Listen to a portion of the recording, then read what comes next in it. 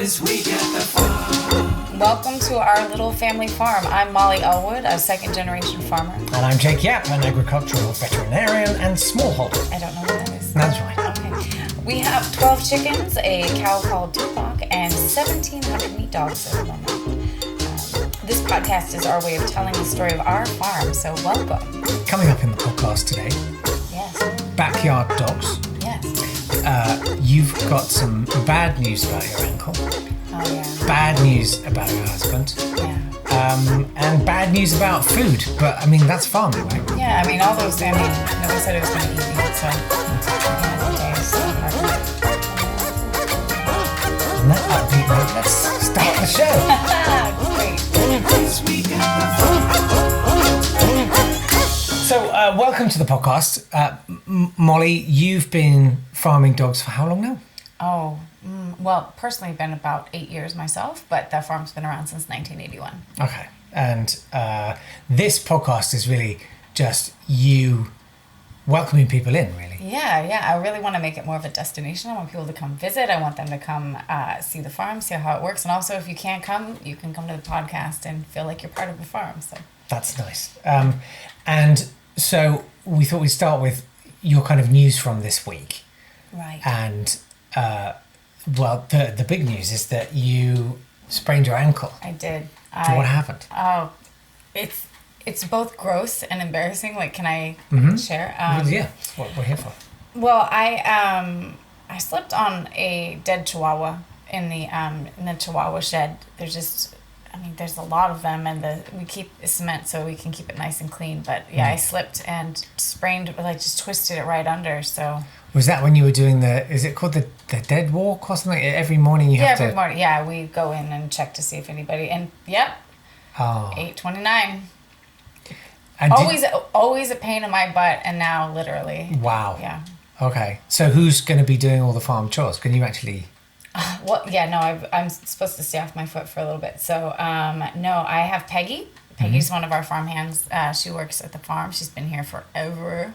So she's going to take over. But, her schedule's super full. So I think, we're going to have to do a little more, less fastidiousness with our feeding schedules. Okay. Well, speaking of food, actually, you've had to buy in food. Yeah, the weather's been pretty bad, so we haven't been able to let the dogs just kind of forage like we like to do.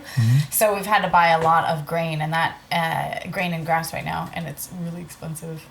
Yeah. Because you're right that the best diet for a dog is if you can just let them forage for themselves. So it might be a dead bird one day, a plastic bag the next. A bunch of mushrooms, yeah. Yeah, exactly. That one patch, that was really weird summer. Oh, okay. Yeah, I bet. Yeah. But speaking of plastic bags, of course, there's nothing wrong with that. No. It's just, especially, some of the times we feed them, we get a lot of gleaned food, there's a Hostess shop near us. Do you know Hostess? Maybe you don't know it here. It's like a snack cake shop. We get all their leftovers. As in Twinkies. Twinkies and Ding Dongs and things like that. So we get their leftovers. We get their a lot of Wonder Bread, a lot of cakes and snacks and stuff, and we were able to just shove it off the back of the truck for the larger dogs, and they can just eat it. Everything's edible, so. So they eat the plastic and all. Yeah. Quite right. Yeah, It's what happens with pigs. Yeah. It doesn't do any harm. They're not around long enough for it really to have a problem. So. Yeah. And as any dog owner. And also love to eat while I feed them. Really? It's just some for you, some for me. Why not? Yeah. I don't eat the plastic. Any dog owner will tell you that, a dog will eat pretty much anything at all. Yeah, including dog feces. And actually, you'll know this, but I don't know how much people know outside the kind of world of farming, but feces are a perfectly normal food diet for farmed animals. So yeah, generally not their own feces though, right? No, so chicken feces are fed to cattle.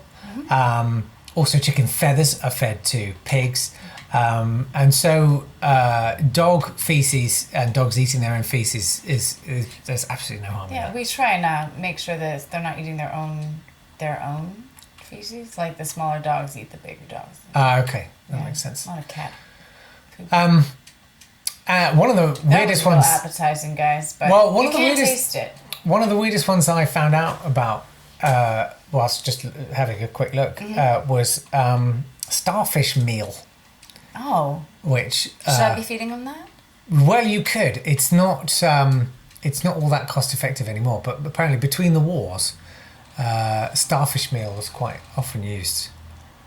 I'd love to feed my dogs that. I wonder if that sounds very exotic. Yeah, Starfish fed. maybe for Christmas. Ooh.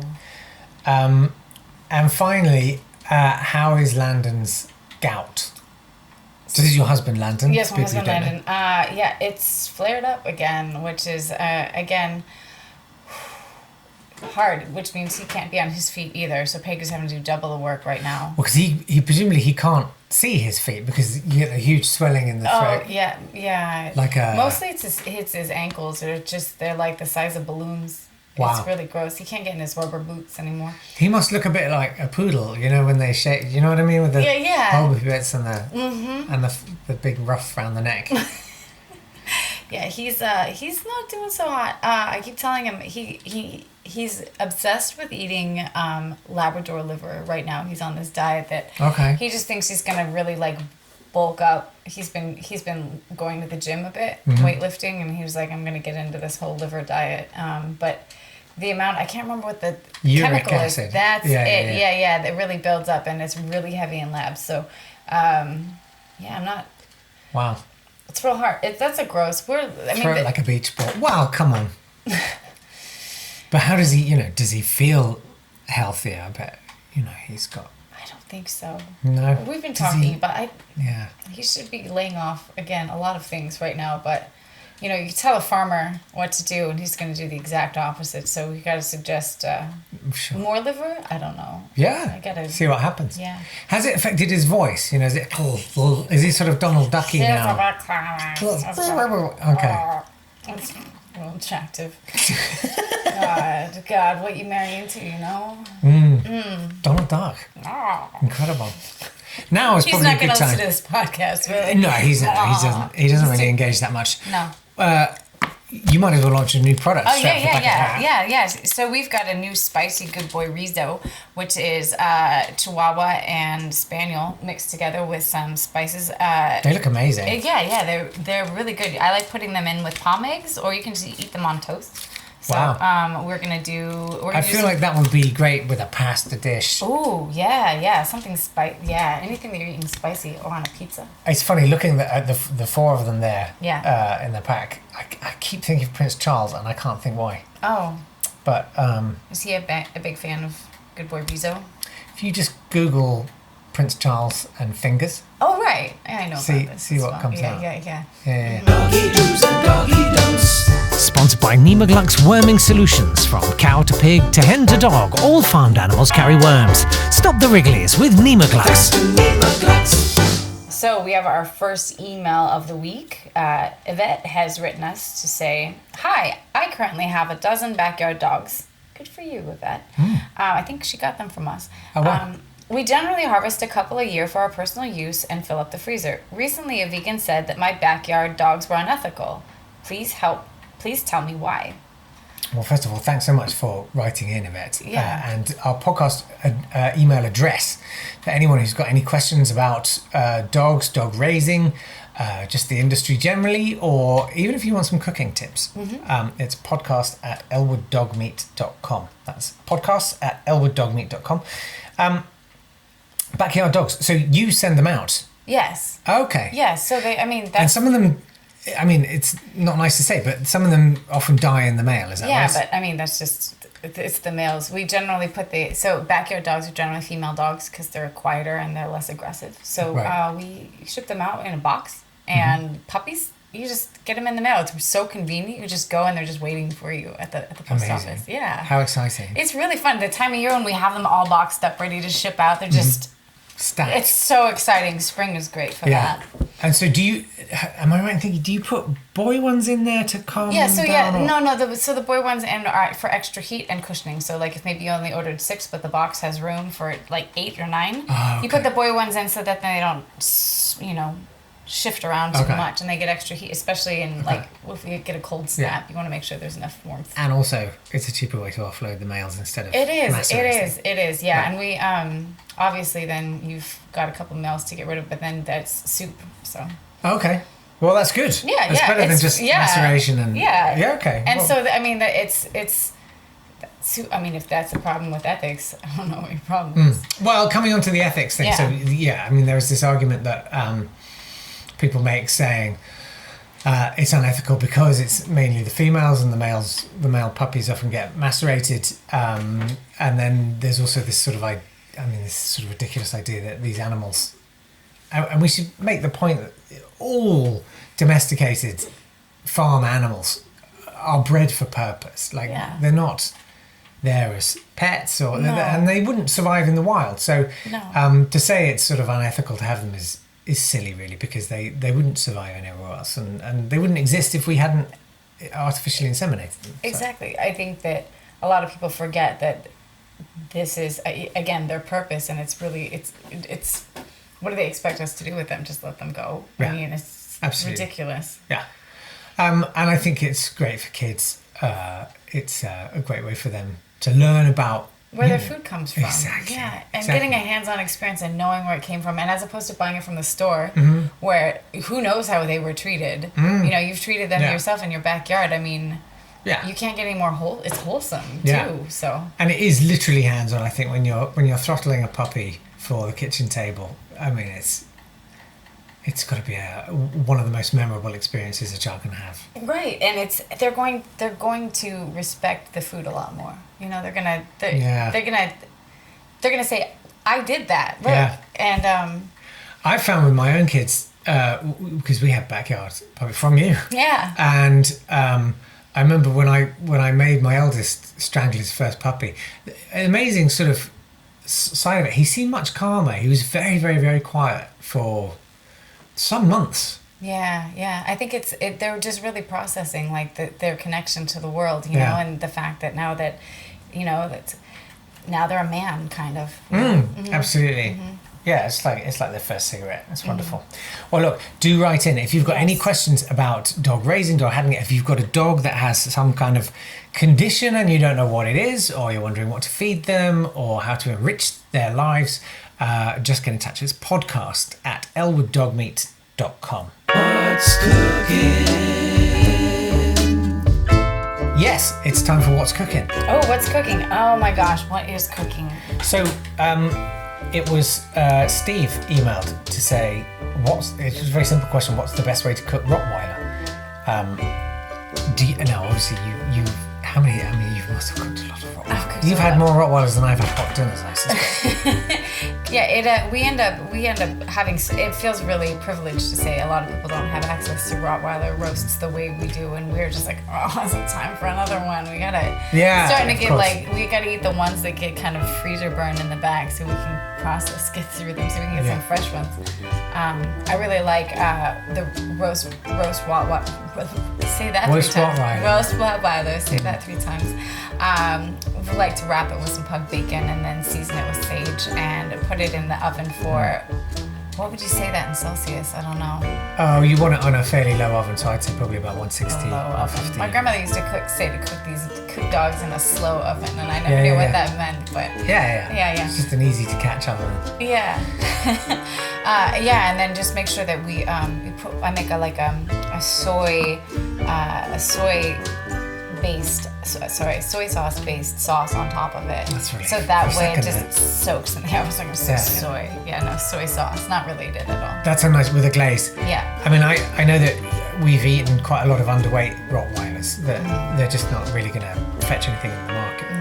And so, and they can actually bring the head price down if you put them in with a herd. So, and the thing with the underweight Rottweilers, it can be very, very lean and quite tough.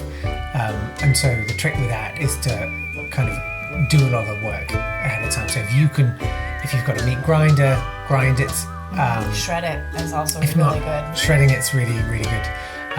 or just Some of tenderize. the, you know what I got for Christmas was some of those shredders, those hand ones that you put them on. claws. You Yeah, put yeah. them in like gloves, and it's Yeah, kind of yeah. like Edward Scissorhands. You just get to really get your feet, Yeah. your fingers.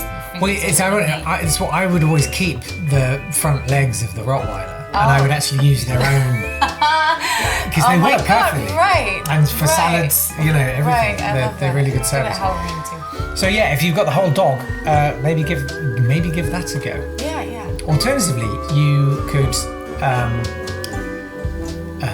just tear up some chunks of tofu, douse them in soy sauce, like you said, in a bowl, stir it around, and then a dollop of mayonnaise. Stir it all in and roast that in a quick oven at 220 until it's crispy and golden. But I don't know why you would do that. That sounds awful. Gross. Have you ever done that with cornstarch on it as well? You don't need it. You don't need any of it because it's tofu and it's disgusting. Yeah. It's gross. Give me Rottweiler paws every time. Now in a bit we're going to talk to our farmhand of the week. Yes. This is where we sort of give space to people who are kind of spreading the good word of Elwood's. Yeah. on your Dr. Faraz behalf. Orsini. Yes. I'm very excited to speak with him. He's doing some amazing street work with Elwoods. Yeah. Yeah. But I guess my question is generally, what's the health of the farm? Here we are, it's a new year. Yeah. What are you kind of looking forward to over the next year? Oh my God. So we did get that settlement from Seymour Loudermilk that is going to help us with our pug sheds. So we have expanded. We've built a new pug shed. It is still empty right now, pristine and clean, but we're getting That won't last. I know. I just want to lay in it right now while it's still not smelly. We started going into breeding very quickly. Will be filled pretty soon. So that's exciting, which means we're going to be able to double our pug bacon output. How is Landon? Where do you source your pug straws from? Or do you try and harvest the semen yourself?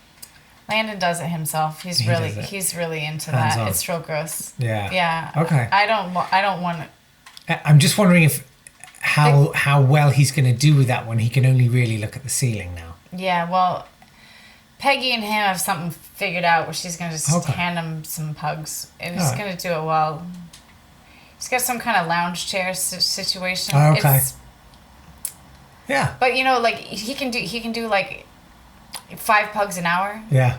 Well, I'm sort of imagining him in his current condition, kind of like. Do you remember in Sesame Street there were like the two puppets, like one with really long arms and couldn't bring them down, and the other one. Do you remember that? Yes, and I they do. had big mouths and they sort of dropped the thing into each other's. Yeah. I remember that. So maybe that's I'm sort of like seeing that with pugs and semen and Peggy and your husband.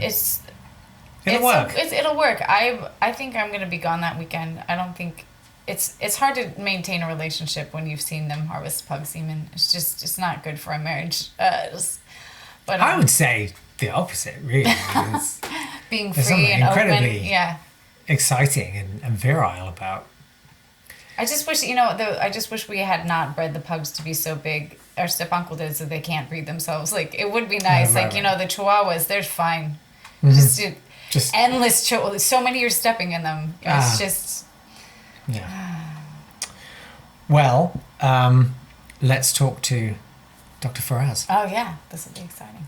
Well, we're really excited to have Dr. Faraz Harsini with us, who he does a lot of work representing Elwood's organic dog meat. And excited to talk to you. Thank you. Thanks for having me. You have a great brand and great products, and we are honored to be selling it to top universities in the US. Amazing. Well, speaking of that, can you tell us a little bit about how and where you promote our delicious dog meat? Yeah, my nonprofit Allied Scholars for Animal Protection has chapters in about 20 top universities in the US. So regularly we go on a tour, we visit every campus, we reserve space, and we start selling dog meat. And we know that students love to eat in their break, and there are lots of other containers and food trucks and stuff like that. So It's a perfect opportunity for us to feed people something that is actually healthy, low in saturated fat and cholesterol. It has B12, B13, grass-fed organic, cage-free, open source. So yeah, students love it. Amazing. It's incredible. I feel like you're more up on the spiel than me. Although I don't sell Elwood's dog meat. I just kind of treat it. And I'm interested. You have quite a clever strategy because I think for anyone who sort of glanced casually at your social media presence and stuff, you actually look very much as though you're a vegan activist who is almost campaigning against. It's almost like an anti-sell for the dog meat. Is that right? Yeah, because the enemy of your enemy is your friend.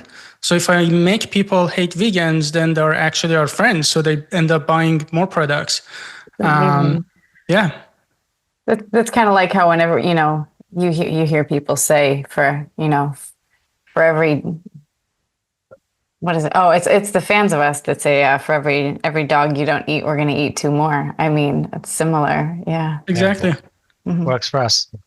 Well, so I would think that, it probably helps you recruit, the vegan rapper, the fake rapper helps you, recruit a lot of like pink haired, unwashed students with piercings who, wouldn't otherwise promote the great taste of dog meat. I bet that really helps with the vegan thing.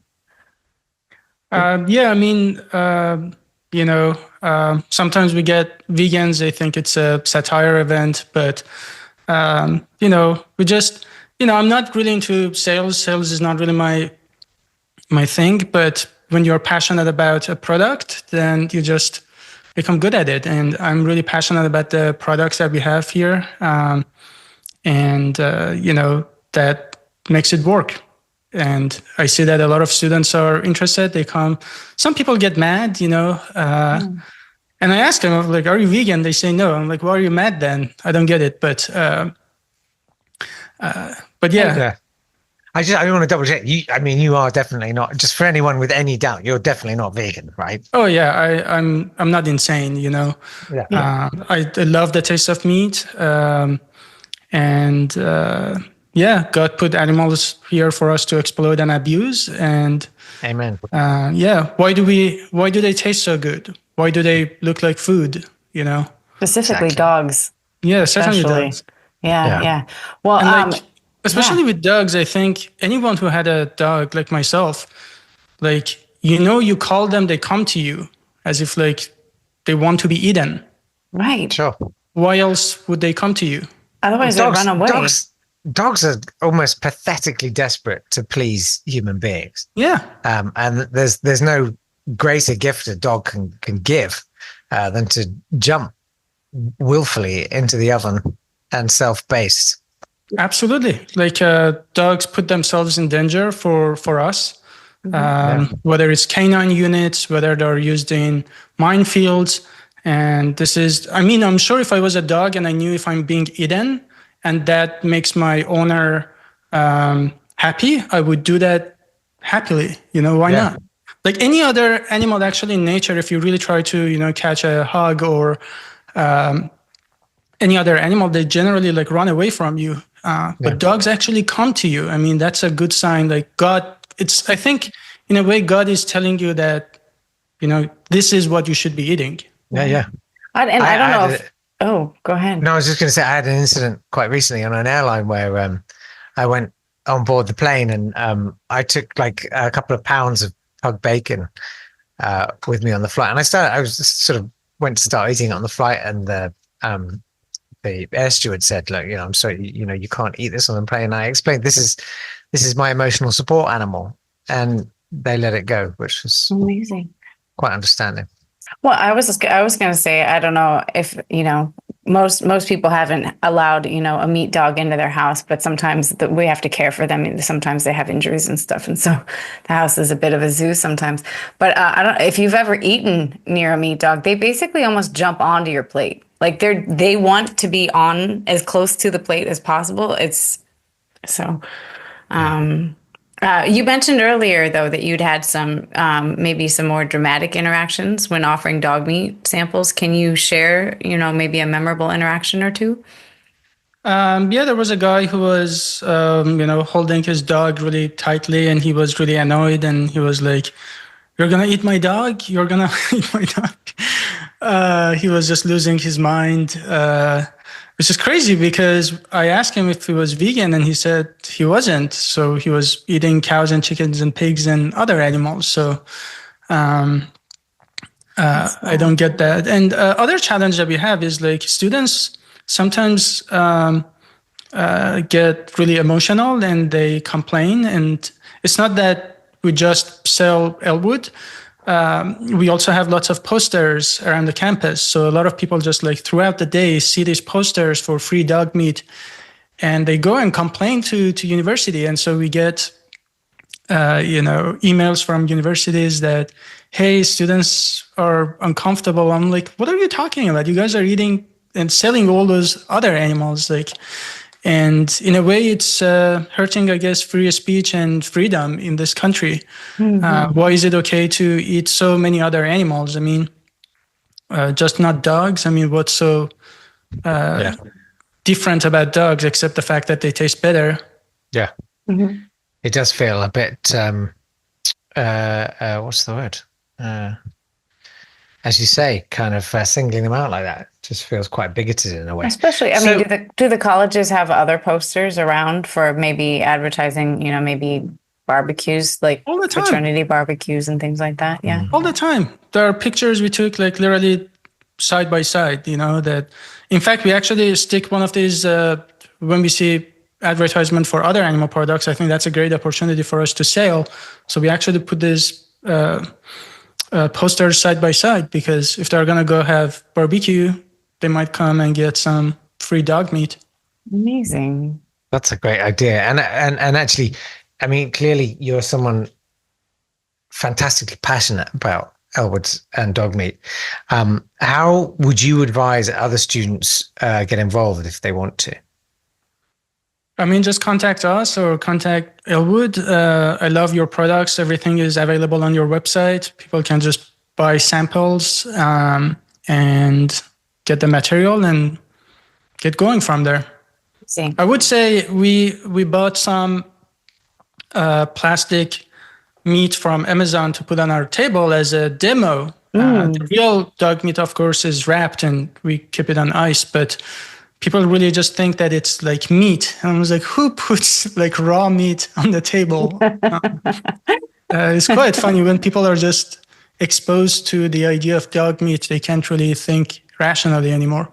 Interesting. And the fun thing is sometimes you're actually wearing like ASAP t-shirts. So it actually says Allied Scholars for Animal Protection. And that throws people off because they're like, oh, you're vegan. I was like, no, we're not vegan. Like there are tons of sanctuaries, tons of other animal rights groups that are not vegan. And they actually, they might actually have like barbecue in their fundraising. You're hearing everything about RSPCA and their humane and marketing. I think you're a living example of the idea that, you can love animals and eat them too. Yeah, exactly. Except, they sort of lied about it. We are not lying. We are as transparent as we can be. Yeah, great. Well, and also, when about transparency. Also, I'd say, of all people who are trying to protect animals, I would say Elwood's is probably at the forefront. I mean, not to toot our own horn, but the humane practices we do here, it is the ultimate protection of animals to make sure that they are harvested quickly and humanely. Absolutely. Yeah. I was chatting with a guy. He said, I don't know, I guess he just hated vegans so much. He was like, oh, these vegans, like, you guys slaughter corn. And I was like, how interesting. We slaughter corn, but we harvest animals. And oh, yeah. Yeah. So weird. I told him, don't worry, man. We harvested our dogs, with kindness and compassion. And people oftentimes don't know what humane means. It just means act of kindness and compassion. And as long as you're killing someone with good intention, as long as your intention is having pleasure, a moment of pleasure, as long as you're clear, then that justifies it. So, and always respect. I can't stress that enough. And flavor is everything as And well. flavor as well. Sorry, yeah, Right, flavor. right. Also, I mean, similarly, rocks feel pain, Fact. so. Yeah, absolutely. Yeah, Like, yeah. they have feelings. Yeah, we can't prove that rocks don't have feelings. Can you? I can't. Absolutely Can you not. prove No, a negative? like I have a rock right here. I'm not going to drop it because it might, anyway. So let's see. I want to know where can people follow you and find out what you do? Our social media on Instagram is Allied Scholars. For me, it's Dr. Faraz Harsini, also on YouTube. And our website is alliedscholars.org. Amazing. Fantastic. Please keep spreading the good word about Elwood's. But before you go, though, I just want to ask you, what for you is your favorite dog meat dish? I think it's German Shepherd because I got bitten by a German Shepherd before, and I really just hate them. So Nice. I don't want to see any German Shepherd alive. There is only one place I want to see German Shepherd. That's on my plate. I'll just say that. It's really Amazing. interesting. Yeah. And I don't know if I Molly, think, you want to come in on that? yeah, and my research also shows for a lot of guys who are masculine and they really want to show their power, German Shepherds are really powerful. So just eating them and dominating them and drinking, like I really like the steak made from German Shepherd, sort of juicy, because I really want to like feel that dominance, that this is why we are the top of food chain, if you kill You're an like alpha and you feel like it. yeah, I mean, if you kill a tiny puppy, I mean, good, yay. But it's when you see German Shepherd and it's really good. It just makes you feel really powerful and dominant and masculine. So that's good. And for guys who are trying to make muscles, it's also a great source of protein. It's more energy efficient also because they're larger dogs. So you produce more calories per dog. Their just nutritional values are also higher. They're less in saturated fat. And it's really interesting because we talk so much at Elwood's about sort of respecting people's differences. Yeah. So Molly, I don't know if you want I have to come in speak. on I have this. to speak up on. So I hear what you're saying. So at Elwood's, that's the one dog we don't eat is German Shepherds because they're for us, they're friends, not food. But hearing it from you, you're a doctor. It makes me think that maybe I should I might rethink this. I mean, at least respect your choice to do that. I personally wouldn't eat a German Shepherd, but I do think that you have a lot of good points here that I might have to look into. I mean, I think for me, sorry, go on. I was going to say also they're really hard to kill by hand, and I think that what you're tying into the alpha thing might speak to a lot of people. Yeah, you can took out their teeth when they're puppies, and just basically force feed them or feed them whatever. You can still love them, Yeah. I think for me, there's that sort of I'd occupy that middle ground. For some people, when you say the word rabbit, some people think of pets, and some people think of a dish. So perhaps German Shepherds fall into that kind of both category. Yeah, maybe. Yeah, sometimes food, maybe a holiday food. Why is that? May I ask? Is that because you had German Shepherd before? It's because I had a German Shepherd that I really liked. You didn't name it, did you? I did. That's what happened. He was a meat dog, and I named him. And then I couldn't. And then I just figured, every other dog but German Shepherd. So we don't name any of the other ones. Just And generally, our German Shepherds are our Judas dogs. They're the dogs that lead the other dogs to slaughter. So they have a job on the farm. Yeah. And guarding us from people attacking us. Well, like I say, we're all about kind of respecting people's choices. Yeah. And I think that's really what it boils down to. I also encourage you, especially because you have marketing background, I think it's very profitable. So I encourage you not to let your emotions get in the way of making money and, I get it if you had connection with a person, with a pet, with a German Shepherd. I had a chicken as a kid, I really liked that chicken. But, now I just think I was a kid and I was just dumb, Yeah. There are Kids just are- foods, kids also sometimes have like a toy, they talk to their toy. It doesn't mean Yeah. that we should, toys are alive. Yeah, kids are just dumb having any feelings. I mean, I think that's Yeah. one of the hardest things at the farm is having to really just not beat, we're not hitting the kids, but we're trying to get the kids to just stop feeling connections to animals because that's just where problems start. I would say crush the compassion in air quotes. Yeah, yeah. It's been so lovely to talk to you. Yeah. Thanks Thank you so much. Yeah, Thanks really for stopping appreciate your by time. and thanks for all of this and all your work. Yeah, My pleasure. amazing. I mean, Thank thank you. you for having such a great product and really trying to get people to think rationally instead of being emotional and lose their shit, and actually feed them something that is healthful, humane, and sustainable. So I'm all about everything you're doing. So thank you. Thank you. Huge thanks to Dr. Faraz. Yeah. And we will have another farmhand contributing next time. And as always, we really welcome your submissions. It's a podcast at elwooddognmeat.com if you'd like to get in touch about anything dog related, really. I think we've got one more to close out with, haven't we? Yeah, so another full mailbag this week. Thank you for the contributions. Here's one from Veronica. You sickening so-called people. You are so disgusting and pathetic and disgusting and nasty, horrible people. Okay.